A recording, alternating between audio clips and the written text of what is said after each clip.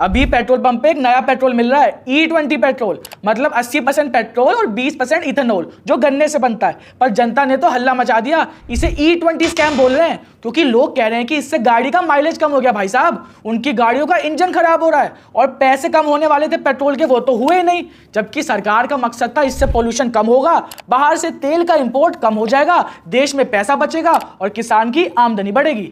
पर लोग कह रहे हैं कि भाई माइलेज कम हो रहा है, उसका क्या करें। देखो, इथेनॉल से गाड़ी थोड़ी कम चलेगी क्योंकि इसमें पावर पेट्रोल से कम होती है, लेकिन इससे हम जो तेल बाहर से खरीदते हैं ना, उसका अरबों रुपए का बिल बचता है। वही पैसा हमारी रोड, भारतीय सेना और किसान में लगता है, जो फायदा आखिर हम ही तो मिलता है।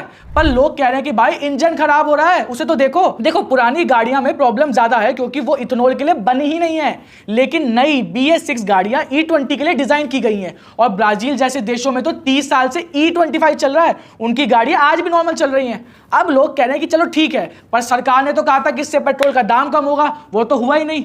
देखो, दाम इसलिए नहीं गिरा क्योंकि इथेनॉल को बनाने में, उसे स्टोर करने में और ले जाने में भी तो खर्चा होता है। और आपको यह भी पता होगा कि पेट्रोल का दाम का बड़ा हिस्सा टैक्स होता है, जो रोड और देश की योजनाएं जो आप यूज करते हो उसमें लगता है। अगर दाम आधा कर देंगे तो ये सब रुक जाएगा।